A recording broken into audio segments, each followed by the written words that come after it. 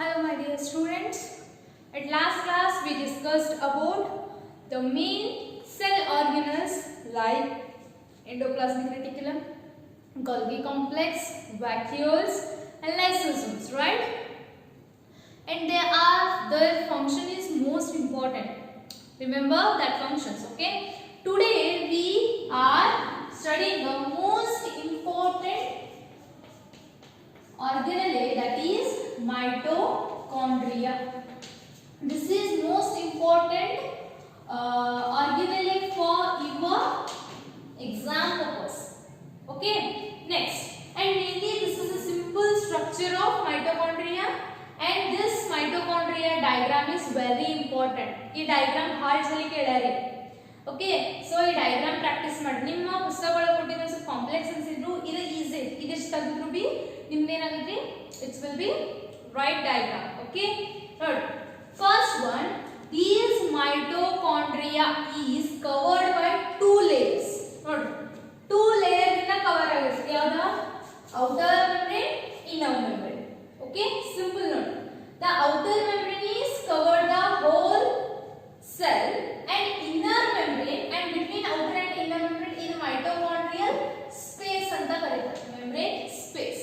Okay, next ಈ inner membrane ಏನಾಗಿರುತ್ತೆ inner inclusions ಆಗಿರುತ್ತೆ. The inner inclusions ಅಥವಾ inner inverted, ಈ inner inverted ಆಗಿ ನಮಗೆ ಏನು ಫಾರ್ಮ್ ಆಗ್ತಾವ ಅಂದ್ರೆ ಕ್ರಿಸ್ಟೆ, ಏನು ಫಾರ್ಮೇಷನ್ ಆಗ್ತಾವ್ರಿ cristae. and these cristae which consist a tennis rocket ಗತೆ ಏನಾಗಿರ್ತಾವ್ರಿ ಸ್ಟ್ರಕ್ಚರ್ ಫಾರ್ಮೇಷನ್ ಆಗಿರುತ್ತೆ. ಟೆನ್ನಿಸ್ ರಾಕೆಟ್ ಅಂದ್ರೆ ಟೆನ್ನಿಸ್ ಬ್ಯಾಟ್ ಇರ್ತದಲ್ಲ ಹಾಗೆ ಏನಾಗಿರ್ತವೆ ಸ್ಮಾಲ್ ಸ್ಟ್ರಕ್ಚರ್ ಎಲ್ಲಾದ್ರ ಮೇಲೂ ಇರ್ತವೆ. Okay, and these tennis bat like structure we called as Racker's particles. What is the main significance of these Racker's particles ಅಂತಂದ್ರೆ main aerobic, the breakdown of food. ನಾವು ಇದಕ್ಕೆ ಏನಂತೀವಿ powerhouse of the cell ಅಂತೀವಿ. ಯಾಕೆ ಅಂತೀವಿ powerhouse of the cell? ಶಕ್ತಿ ಉತ್ಪಾದನಾ ಕೇಂದ್ರ ಅಂತ ಎದಕ್ಕೆ ಕರಿತೀವಿ ಅಂತಂದ್ರೆ ಇಲ್ಲಿ ಏನಾಗುತ್ತೆ ಅಂತ ಗ್ಲೂಕೋಸ್ ಬ್ರೇಕ್ ಡೌನ್ ಆಗಿ ನಮಗೆ ಎನರ್ಜಿ ಮಾಲಿಕ್ಯೂಲ್ ಯಾವುದು ATP ಸಿಂಥಸಿಸ್ ಎಲ್ಲ ಆಗುತ್ತೆ ಅಂತ ಮೈಟೋಕಾಂಡ್ರಿಯಾ ಒಳಗಾಗುತ್ತೆ. ಓಕೆ, ಆ ಕ್ರಿಸ್ಟೆ ಒಳಗೆ ಏನಂದ್ರೆ ರಾಕರ್ಸ್ ಇರ್ತಾವಲ್ಲ ಈ ರಾಕರ್ಸ್ ಪಾರ್ಟಿಕಲ್ಸ್ ಒಳಗೆ ಏನಾಗ್ತಾವ ಅಂದ್ರೆ ಆಕ್ಚುಯಲ್ ಗ್ಲೂಕೋಸ್ ಇದರಿಂದ ಬ್ರೇಕ್ ಡೌನ್ ಆಗಿ ಏನು ಫಾರ್ಮೇಷನ್ ಆಗ್ತೈತಪ್ಪ ಅಂದ್ರೆ ATP molecule synthesis ಆಗುತ್ತಾ. that's why this one we called as power house of the cell ಅಂತ ಕರೀತೀವಿ. understood? ಆಮೇಲೆ ನೆಕ್ಸ್ಟ್ ಈ ಕ್ರಿಸ್ಟೆ ರಾಕರ್ಸ್ ಪಾರ್ಟಿಕಲ್ಸ್ ಅಂತಾರೆ F1 F0 ಫಂಕ್ಷನ್ ಪಾರ್ಟಿಕಲ್ಸ್ ಅಂತಾನೂ ಕರೀತಾರೆ ಇದಕ್ಕೆ. ಓಕೆ, ಇದ್ರೊಳಗ ಮೇನ್ ಏರೋಬಿಕ್ ರಿಯಾಕ್ಷನ್ ಆಗುತ್ತೆ. ಯಾವ reaction? Aerobic. Aerobic in the sense first oxygen ಅನ್ನ ಉಪಯೋಗ ಮಾಡ್ಕೊಂಡ ಗ್ಲೂಕೋಸ್ ಅನ್ನ ATP ಮಾಲಿಕ್ಯೂಲ್ ಆಗಿ ಏನು ಮಾಡ್ತದ ಬ್ರೇಕ್ ಡೌನ್ ಮಾಡುತ್ತೆ.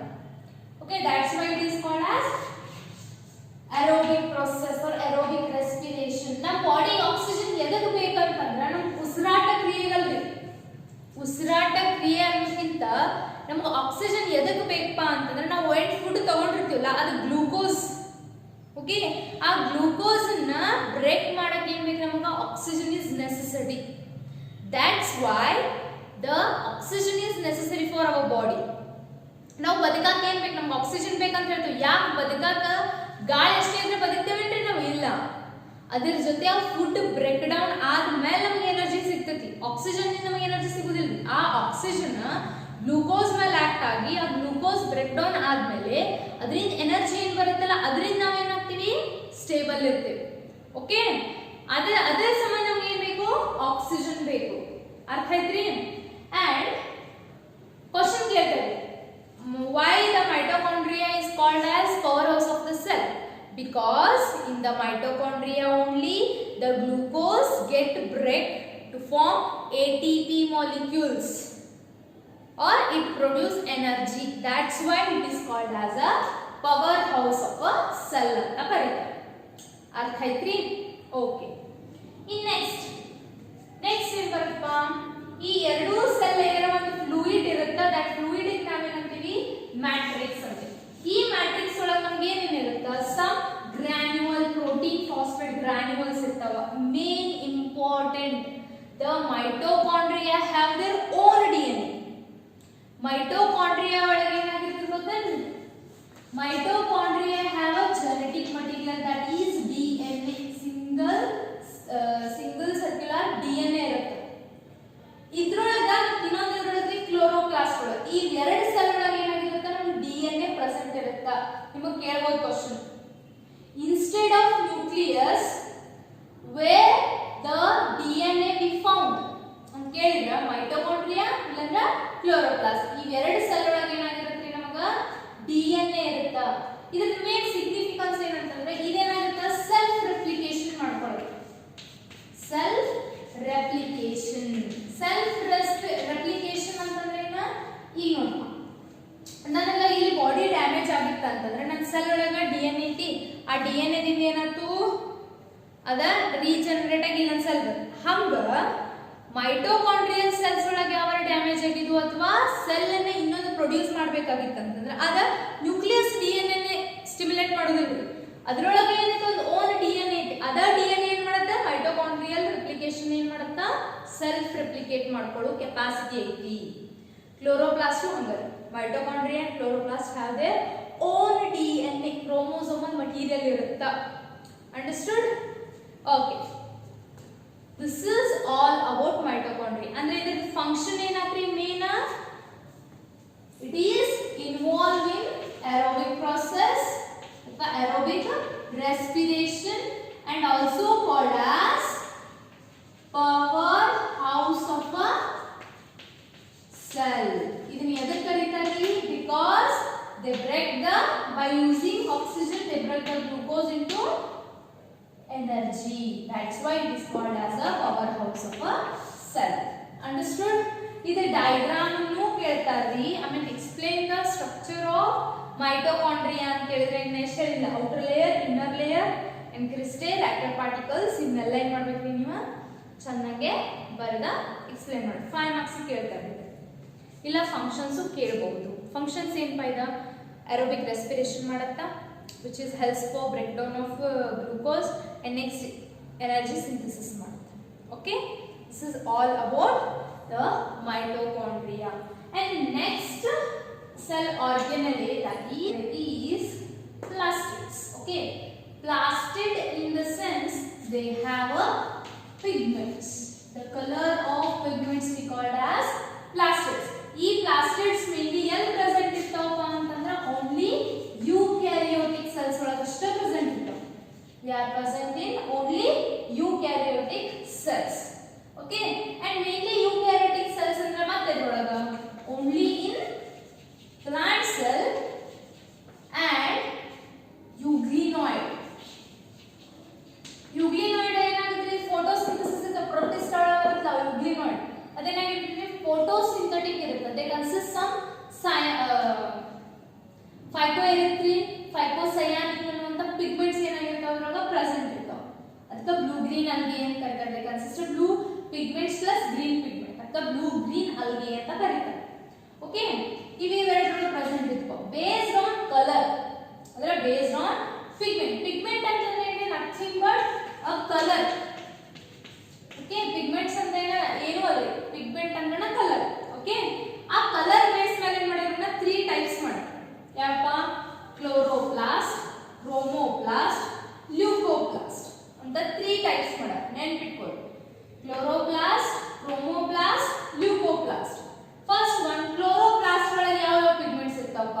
ಕ್ಲೋರೋಪ್ಲಾಸ್ಟ್ ಒಳಗ ಕ್ಲೋರೋಫಿಲ್ ಮತ್ತೆ ಕೆರಟಿನಾಯ್ಡ್ ಎರಡು ಪಿಗ್ಮೆಂಟ್ಸ್ ಇರ್ತಾವ. ಕ್ಲೋರೋಫಿಲ್ ಒಳಗ ಕ್ಲೋರೋಫಿಲ್ ಎ ಮತ್ತು ಕ್ಲೋರೋಫಿಲ್ ಬಿ ಅಂತ ಒಂದು 2 ಟೈಪ್ಸ್ ಬರ್ತಾವ. ಈ ಕೆರಟಿನಾಯ್ಡ್ಸ್ ಏನಂದ್ರೆ ಆರೆಂಜ್ ಕಲರ್ ಪಿಗ್ಮೆಂಟ್ ಇದೆ. ಓಕೆ, ಇದು ಕ್ಲೋರೋಪ್ಲಾಸ್ಟ್ ಒಳಗೆ ಇರುತ್ತೆ. ಇನ್ನು ಕ್ರೋಮೋಪ್ಲಾಸ್ಟ್ ಅಂತಂದ್ರೆ ಇದ್ರೊಳಗೆ ಇರ್ತಾವು ಕೆರೋಟಿನ್ ಇರುತ್ತೆ, ಝಾಂಥೋಫಿಲ್ ಇರುತ್ತೆ. Okay, xanthophyll is a yellow pigment, ಅದ ಕ್ರೋಮೋಪ್ಲಾಸ್ಟ್ ಒಳಗೆ ಇರುತ್ತೆ. ಮೇನ್ ಇದೀಸ್ ಕ್ಲೋರೋಪ್ಲಾಸ್ಟ್ ನಾವು ಪ್ಲಾಂಟ್ ಸೆಲ್ ಒಳಗೆ ಅಂತೀವಿ. ಮತ್ತೆ ಕ್ಲೋರೋಪ್ಲಾಸ್ಟ್ ಕೆರಟಿನಾಯ್ಡ್ ಏನ್ ಫಂಕ್ಷನ್ ಮಾಡ್ತಾವಪ್ಪ ಅಂತಂದ್ರ ಸೋಲಾರ್ ಎನರ್ಜಿನ ಅಬ್ಸರ್ವ್ ಮಾಡ್ಕೊಳ್ಳುವಂತ ಕೆಪಾಸಿಟಿ ಇರುತ್ತೆ. ಅದಕ್ಕೆ ಕ್ಲೋರೋಫಿಲ್ ಪಿಗ್ಮೆಂಟ್ಸ್ ಇದೆ. ಓಕೆ, ಕ್ಲೋರೋಫಿಲ್, ಝಾಂಥೋಫಿಲ್, ಕೆರಟಿನಾಯ್ಡ್ಸ್ ಎಲ್ಲಾನು. ಬಟ್ ಈ ಕ್ಲೋರೋಫಿಲ್ ಪಿಗ್ಮೆಂಟ್ ಏನ್ ಮಾಡುತ್ತೆ? ಸೋಲಾರ್ ಎನರ್ಜಿ ಇದನ್ನ ಕೆಮಿಕಲ್ ಎನರ್ಜಿ ಆಗಿ ಏನ್ ಮಾಡುತ್ತಾ? ಕೆಮಿಕಲ್ ಎನರ್ಜಿ ಆಗಿ ಕನ್ವರ್ಟ್ ಕನ್ವರ್ಟ್ ಮಾಡುತ್ತೆ. ಇದು ನೆಕ್ಸ್ಟ್ ಗೊತ್ತಾಗುತ್ತೆ ಫೋಟೋಸಿಂಥಸಿಸ್ ಚಾಪ್ಟರ್ ಒಳಗ easily you will understand. Okay, in next leucoplast ಅಂದ್ರೆ it is a colourless pigment. ಬಹಳ ಸಲ ಕೇಳಿದ್ರೆ ನೇಮ್ ದ ಕಲರ್ಲೆಸ್ ಪಿಗ್ಮೆಂಟ್ ಅಂದ್ರೆ ಯಾವುದು leucoplast. Based on the shape ಮತ್ತು ಸ್ಟೋರೇಜ್ ಫುಡ್ ಮೇಲೆ ಇವು ಮತ್ತೆ 3 ಟೈಪ್ಸ್ ಮಾಡಿದೆ. ಯಾವ್ಯಾವಪ್ಪ? ಅಮೈಲೋಪ್ಲಾಸ್ಟ್. ಈ ಅಮೈಲೋಪ್ಲಾಸ್ಟ್ ಏನಾಗಿರುತ್ತೆ? ಕಾರ್ಬೋಹೈಡ್ರೇಟ್ಸ್ ಅನ್ನು ಸ್ಟೋರ್ ಮಾಡಿಟ್ಕೋರಿ. ನೆನಪಿಟ್ಕೋರಿ, ಯಾವ ಪ್ಲಾಸ್ಟ್ ಏನನ್ನ ಸ್ಟೋರ್ ಮಾಡ್ಕೋತೀನಿ ಬಹಳ ಸಲ ಕೇಳ್ಯಾರ. ಈ ಇಲಿಯೋಪ್ಲಾಸ್ಟ್ ಏನಾಗಿರುತ್ತೆ? ಆಯಿಲ್ಸ್ ಮತ್ತು ಫ್ಯಾಟ್ಸ್ ನ ಸ್ಟೋರ್ ಮಾಡಿಟ್ಕೋತದೆ. Next aleuroplast which is protein and minerals. Okay, and him purposely study about the chloroplast. Diagrammatically ಇದು very important and ಇದನ್ನು ಬಹಳ ಸಲ describe the structure of chloroplast ಅಂತ ಬಹಳ ಸಲ ನೀವು ಕೇಳ್ಯಾರ. ಅಥವಾ draw a labeled diagram of chloroplast. ಅದು very important and ಇದರೊಳಗೂ ಏನಾಗಿರ್ತೈತಿ? chloroplast DNA ಇರುತ್ತೆ, ರೈಬೋಸೋಮ್ಸ್ ಇರ್ತಾವ. Okay, in mainly these chloroplast ಯಾವ ಶೇಪ್ ಇರ್ತಾವಪ್ಪ ಅಂತಂದ್ರ ಓವಲ್ ಶೇಪ್ ಇರ್ತವೆ. ಓಕೆ, ಓವಲ್ ಶೇಪ್ ಇದೆ ಅಂದ್ರೆ ಇದ್ರೊಳಗೂ 2 ಲೇಯರ್ಸ್ ಇರ್ತಾವ. ಯಾವಪ್ಪ? Outer layer and inner layer. ರೈಟಾ? ಆಮೇಲೆ ಇನ್ನರ್ ಲೇಯರ್ ಒಳಗ ಇನ್ನರ್ ಫ್ಲೂಯಿಡ್ ಪ್ರೆಸೆಂಟ್. ಇಲ್ಲಿ ಇನ್ನರ್ ಫ್ಲೂಯಿಡ್ ಒಳಗ the coin like or plate like structures ಕಾಣಿಸ್ತವೆ. ಇದು ಕಾಣಿಸಕತ್ತವ್ರಿ plate like structures. And this group of plate like structures we called as ಅಥವಾ single plating ನಾವೇನು plate like structure we called as ಥೆಲಕಾಯ್ಡ್. ಅದಕ್ಕೆ ಏನಂತೀವಿ ನಾವು? ಥೆಲಕಾಯ್ಡ್ ಅಂತ ಕರಿತೀವಿ. ಅದರ ಗ್ರೂಪ್ ಆಫ್ ಥೆಲಕಾಯ್ಡ್ ಏನಂತೀವಿ? ಗ್ರಾನ. ಗ್ರೂಪ್ ಒಳಗೆ ಪ್ಲೂರಲ್ ಇದ್ರೆ ಗ್ರಾನ ಅಂತ ಕರಿತೀವಿ.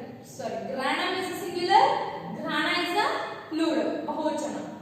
ಅರ್ಥ ಆಯ್ತು? ಇನ್ನ ಈ ಥೆಲಕಾಯ್ಡ್ ಎದಕ್ಕೆ ಹೆಲ್ಪ್ ಆಗ್ತೈತಿ? ಈ ಥೆಲಕಾಯ್ಡ್ ಒಳಗ ಮೇನ್ ಫೋಟೋಸಿಂಥಸಿಸ್ ಪ್ರಾಸೆಸ್ ನಡೀತೈತಿ. ಏನ್ ನಡೀತೈತಿ? ದ್ವಿತೀಯ ಸಂಶ್ಲೇಷಣೆ ಕ್ರಿಯೆ ನಡೆಯುವುದು ಎಲ್ಲಿ? ಈ ಥೆಲಕಾಯ್ಡ್ಸ್ ಒಳಗ ಅಂದ್ರೆ ಗ್ರಾನಾ ಒಳಗ. ಓಕೆ, ಮತ್ತೆ ಇದ್ರೊಳಗ ಲೈಟ್ ರಿಯಾಕ್ಷನ್ ನಡೀತೈತಿ. ಈ ಲೈಟ್ ರಿಯಾಕ್ಷನ್ ಡಾರ್ಕ್ ರಿಯಾಕ್ಷನ್ ಏನಂತಂದ್ರ ಲೈಟ್ ರಿಯಾಕ್ಷನ್ ಅಂತಂದ್ರ ಬೆಳಕನ್ನ ಉಪಯೋಗ ಮಾಡ್ಕೊಂಡು ATP ಸಿಂಥಸಿಸ್ ಮಾಡುತ್ತೆ. ಡಾರ್ಕ್ ರಿಯಾಕ್ಷನ್ ಅಂತಂದ್ರೆ ಬೆಳಕು ಇರ್ಲಾರ್ದೆ ಏನ್ ಮಾಡುತ್ತ?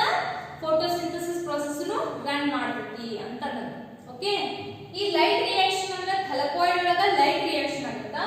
ಸ್ಟ್ರೋಮಾ ಅಂದ್ರೆ it is a fluid. Matrix ಗೆ ಏನಂತೀವಿ ನಾವು? ಸ್ಟ್ರೋಮಾ ಅಂತೀವಿ, ಮ್ಯಾಟ್ರಿಕ್ಸ್ ಅಂತೀವಿ. ಈ ಸ್ಟ್ರೋಮಾ ಒಳಗ ಏನಾಗುತ್ತೆ? ಡಾರ್ಕ್ ರಿಯಾಕ್ಷನ್ ನಡೆಯುತ್ತಾ. ಇದು ನಿಮಗ ನೆಕ್ಸ್ಟ್ ಫೋಟೋಸಿಂಥಸಿಸ್ ಚಾಪ್ಟರ್ ಒಳಗ ಡೀಪ್ಲಿ ಸ್ಟಡಿ ಮಾಡ್ತೀವಿ. Okay, next between these two thalacoids they have a connection. ಒಂದು ಕನೆಕ್ಷನ್ ಇರ್ತದೆ. ಇದೇನ್ ಬ್ರಿಡ್ಜ್ ಗತಿ ಕನೆಕ್ಷನ್ ಕಾಣುತ್ತದೆ. ಇದಕ್ಕೆ ನಾವು ಅಂತೀವಿ ಸ್ಟ್ರೋಮಾ ಲ್ಯಾಮೆಲ್ಲೆ ಅಂತೀವಿ, ಅಥವಾ ಮಿಡಲ್ ಲ್ಯಾಮೆಲ್ಲೆ ಅಂತ ಕರೀತೀವಿ. Stroma lamellae or middle lamellae ಅಂತಾನೂ ಕರೀತೀವಿ. I mean it is also have their own autochromosomal material. ಅಂದ್ರೆ ಇದನ್ನು ಏನು ಮಾಡಬಹುದು? ಸೆಲ್ಫ್ ರೆಪ್ಲಿಕೇಟ್ ಮಾಡ್ಕೊಳ್ಳುವಂತ ಕೆಪಾಸಿಟಿ ಇರುತ್ತೆ. and they also have the 70s of ribosomes. okay, ಇದೇನ್ರಿ? this is all about the chloroplast. ಅಂದ್ರೆ chloroplast the main function ಏನಂತ?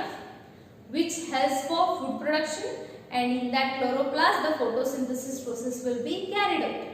simple. okay, ಇನ್ನು next cell organ ಅಲ್ಲಿ ಯಾವುದು ಬರುತ್ತಪ್ಪ ಅಂತಂದ್ರ simple ribosome. Okay, the ribosome ಅಂತಂದ್ರೆ ಏನ್ರಿ? These ribosomes which are mainly synthesis by in the nucleolus ಅಥವಾ the nucleus ದಿಂದ ಏನಾಗುತ್ತದ form ಆಗಿರುತ್ತಾ. and mainly they have a 2 subunits. ಇದರೊಳಗೆ 2 subunits ಇದಾವೆ, 70s and 80s. ಇದು 70s ಎಲ್ಲಿ ಸಿಗ್ತೈತಪ್ಪ ನಮಗೆ ಅಂತಂದ್ರೆ ಪ್ರೊಕ್ಯಾರಿಯೋಟಿಕ್ ಸೆಲ್ ಒಳಗ ಕಂಡು ಬರ್ತೈತಿ. ಇದು 80s ಎಲ್ಲಿ ಕಂಡು ಬರ್ತೈತಿ ಅಂತಂದ್ರ ಯೂಕ್ಯಾರಿಯೋಟಿಕ್ ಸೆಲ್ಸ್ ಒಳಗೆ ಏನಾಗ್ತದೆ? 80s ಇರುತ್ತಾ. What is this S? This is Svedberg unit. ಇದಕ್ಕೆ ಸೆಡ್ಬರ್ಗ್ ಯೂನಿಟ್ ಅಂತ ಕರೀತಾರೆ. ಓಕೆ, ಇದರಿಂದ ಸ್ಪ್ಲಿಟ್ ಅಪ್ ಮಾಡಿದಾಗ ಇದ್ರೊಳಗೆ ಮತ್ತೆ 2 ಯೂನಿಟ್ಸ್ ಇದಾವೆ.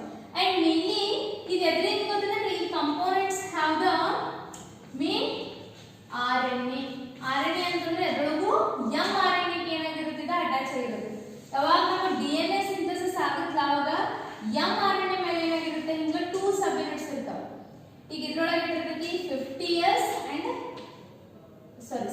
60s and 30s ಇರುತ್ತಿಲ್ಲ ಹಂಗ ಸ್ಮಾಲ್ ಯೂನಿಟ್ 30s ಇತ್ತಂದ್ರ ಬಿಗ್ ಯೂನಿಟ್ ಇರುತ್ತೆ 60s ಇರುತ್ತೆ ಅರ್ಥ ಐತ್ರಿ ಇದರ ಮೇಲೆ ಏನಾಗುತ್ತೆ ನಮಗೆ DNA ಸಿಂಥಸಿಸ್ ಆಗುತ್ತೆ ಇದು ಟ್ರಾನ್ಸ್ಕ್ರಿಪ್ಷನ್ ಒಳಗ ಮುಂದೆ ಸ್ಟಡಿ ಮಾಡ್ತೀವಿ ಇಷ್ಟ ತಿಳ್ಕೊಳ್ಳಿ ಆಮೇಲೆ ನೆಕ್ಸ್ಟ್ ಈ ಇನ್ನೊಂದು ಎದಕ್ಕೆ ಹೆಲ್ಪ್ ಆಗುತ್ತಪ್ಪ ರೈಬೋಸೋಮ್ಸ್ ಅಂದ್ರ they helps for protein synthesis ಇದೇನ್ ಸಿಂಥಸಿಸ್ ಮಾಡೋದು that is nothing but a protein synthesis ಮಾಡ್ತೀವಿ okay it helps for protein synthesis ಇದೇನಾಗ್ರಿ ribosomes and last one the cytoskeleton ಈ ಸೈಟೋಸ್ಕೆಲಿಟನ್ ಅಂತಂದ್ರೆ ಹೆಂಗಿರ್ತಾವ್ರಿ ಇದು ಸೆಲ್ ಒಳಗೆ ನಮಗೆ ನೋಡಿದ್ವಿ ಹಿಂಗಿದ್ದು ಅಲ್ರಿ ಸೆಲ್ ಒಳಗೆ ಪ್ಲಾಂಟ್ ಸೆಲ್ ಒಳಗೆ ಇದ್ದಿರಲ್ಲ ಸೈಟೋಸ್ಕೆಲಿಟನ್ ಈ ಸೈಟೋಸ್ಕೆಲಿಟನ್ ಎದಕ್ಕೆ ಹೆಲ್ಪ್ ಆಗ್ತೈತೆ ಅಂದ್ರೆ ಮೇನ್ಲಿ ಇದು ಪ್ರೋಟೀನೇಷಿಯಸ್ ಇರುತ್ತಾ and also give the support to the plants and mainly ಎಲ್ಲಿ ಪ್ರೆಸೆಂಟ್ ಇರುತ್ತಪ್ಪ ಅಂದ್ರೆ ಸೈಟೋಪ್ಲಾಸಮ್ ಒಳಗೆ ಪ್ರೆಸೆಂಟ್ ಇರುತ್ತಾ